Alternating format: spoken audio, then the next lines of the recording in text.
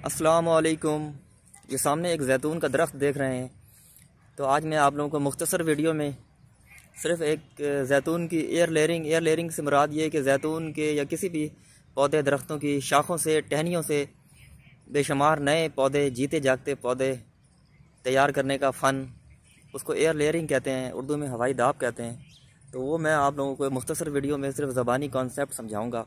तो आप लोगों ने सबसे पहले जैतून हो या कोई भी दरख्त हो, आप लोगों ने एक टहनी मुंतखब करनी है। जैसे कि मैंने ये मुंतखब की है टहनी, अब ये पेंसिल जितनी है, ऐसी आपने शाख मुंतखब करनी है। अब आपने तेज़ चाकू से कट लगाना है गोल दायरे में। अब जैसे आप ये वीडियो में देख रहे हैं, ये टहनी मुंतखब कर ली है। एक दायरा यहाँ से लगाएं और दायरा छुरी की जो धार है अंदर हड्डी में जाके टच करे और ख़ूबसूरती से दायरा लगाएं। इसी तरह एक दायरा यहाँ लगा लें 1 इंच के फासले पे, आप 1.5 इंच भी कर सकते हैं। और ये जगह जो है आपकी बिल्कुल शफाफ होनी चाहिए, उसके अंदर आंखें हों नहीं हों कोई मसला नहीं है। बहरहाल ये पेंसिल जितनी मोटी हो और शफाफ हो।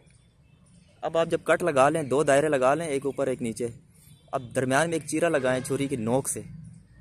वो नोक जो है अंदर हड्डी पे जाकर टच हो, ताकि आपको ये खाल उतारने में आसानी हो। मकसद ये है कि ये खाल आपने उतारनी है, और जो खाल आप उतारेंगे तो बिल्कुल साफ़ शफाफ तरीके से वो खाल उतरे, अंदर वाइट जो हड्डी है वो नज़र आए।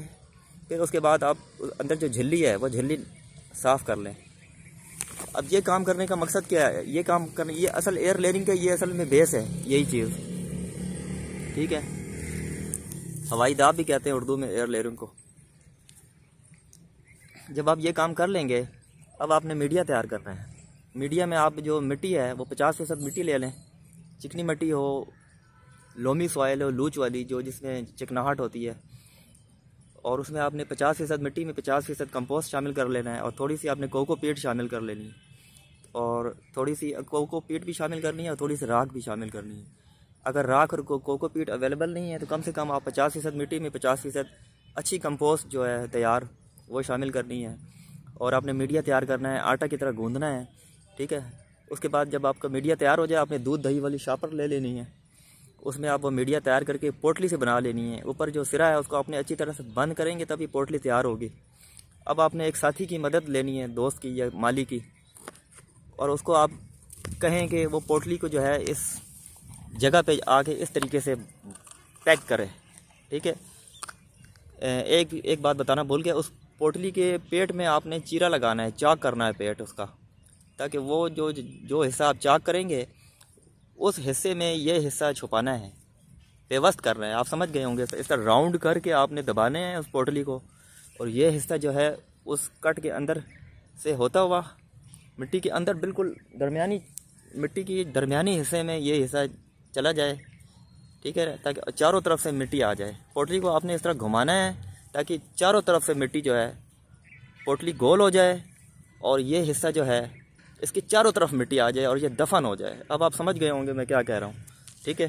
अब अपने दोस्त को कहना है कि वो उसको पकड़ के रखे, मजबूती से दबा के रखे, हवा ना जाए। एयर लेयरिंग वाली जो कट वाली जगह है वो पूरी की पूरी अंदर बरीड हो जाए, दफन हो जाए। जिस तरह पौधा लगाते हुए पौधे को ज़मीन में दफन करते हैं, इस तरह दफन हो जाए। अब आपने बांधना है मजबूती से धागे वगैरह से। एक बंदा पकड़ेगा और एक बंदा बांधेगा। इस तरह से आपकी ये एयर लेयरिंग का प्रोसेस मुकम्मल होगा। और एक बात बताना भूल गया, जो आप कट लगाएंगे उस कट में आप एलोवेरा का जेल या रूटिंग हार्मोन और या शहद लगा सकते हैं। उससे ये होगा जड़ें ज़्यादा जल्दी निकलेंगी और वहाँ से फंगस वगैरह पैदा होने के चांसेस कम हो जाएंगे। आपकी जो ये शरह है इसकी कामयाबी की ये बढ़ जाएगी, ठीक है। और इसीलिए मैंने कहा था अंदर मिट्टी मीडिया में अगर आप कोकोपीट और राख वगैरह शामिल कर लेंगे तो शरह जो है कामयाबी की वो ज़्यादा हो जाएगी। वैसे कोई बहुत ज़्यादा ज़रूरी नहीं है ये काम, मैं ज़्यादा से ज़्यादा आसान तरीका आप लोगों को समझाने की कोशिश कर रहा हूँ। तो यहाँ तक आपको उम्मीद है समझ आ गया होगा।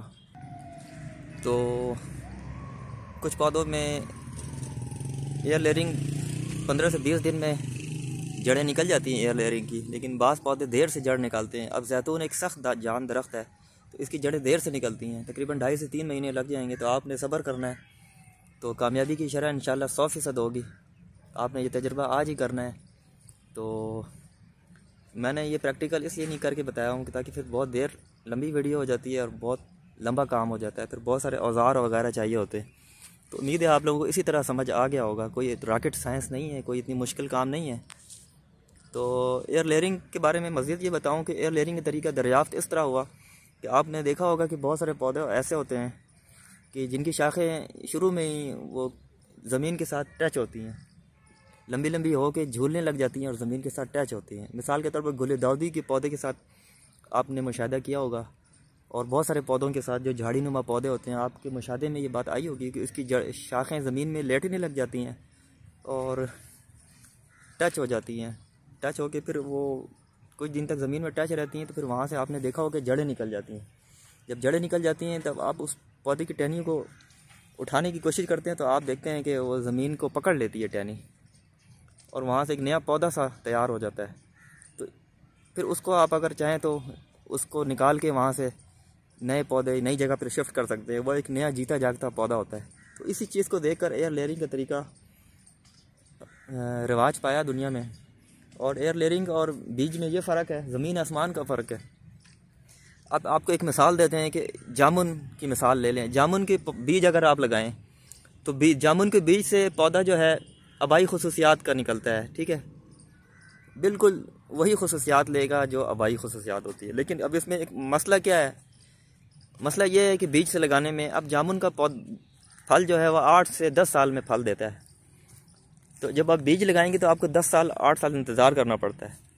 अगर आप एक 8 साल के जामुन के फल के जीते जागते दरख्त में से एयर लेयरिंग करके जो पौधा तैयार करेंगे, तो आप ये तसव्वुर करें कि 8 साल के एक जामुन के दरख्त से या 8 साल के एक आम के दरख्त से, चौंसा आम की मिसाल देता हूँ, चौंसा आम के दरख्त से आप एयर लेयरिंग करते हैं, और एयर लेयरिंग से आप 2 से 3 महीने में एक नया पौधा तैयार कर लेते हैं। फिर अब उस पौधे को जब लगाएंगे तो लगाते साथ ही दूसरे साल या उसी साल वो फल दे देगा। तो आप ये अंदाज़ा करें कि एयर लेयरिंग का तरीका दुनिया में कितना ज़्यादा मकबूल है कि इससे आबाई खुसूसियात के हामिल पौधे निकलते हैं। और मज़ीद इंफॉर्मेशन ये है कि बीज से लगाना जो है किसी पौधे को बहुत ज़्यादा मुश्किल काम है। उसके लिए बहुत ज़्यादा उसको तरद्दुद करना पड़ता है। शुरू से पौधों को बकरियों से, जानवरों से, कुदरती आफात से उसको बचाना पड़ता है, ठीक है। लेकिन नाज़रीन, एयर लेयरिंग जो है, बहुत सारे ऐसे पौधे हैं दुनिया में, अच्छे अच्छे कीमती नस्ल के पौधे हैं जिनकी एयर लेयरिंग से पौधे बहुत आसानी से तैयार हो रहे हैं। और नर्सरी वाले जो हैं, नर्सरी वाले वो ज़्यादातर यही एयर लेयरिंग वाला काम करते हैं। उन्होंने किसी ख़ास नस्ल के जो पौधे होते हैं, महंगे वाले कीमती पौधे, उन्होंने वो पौधे बड़े बड़े दरख्तों की सूरत में पाले होते हैं, और उसकी शाखों में हज़ारों की तादाद में उन्होंने एयर लेयरिंग की होती है, और एयर लेयरिंग से वो पौधे बना कर फ़रोख्त करते हैं। तो उम्मीद है आपको वीडियो अच्छी लगी होगी। चैनल को ज़रूर सब्सक्राइब कर दें। शुक्रिया।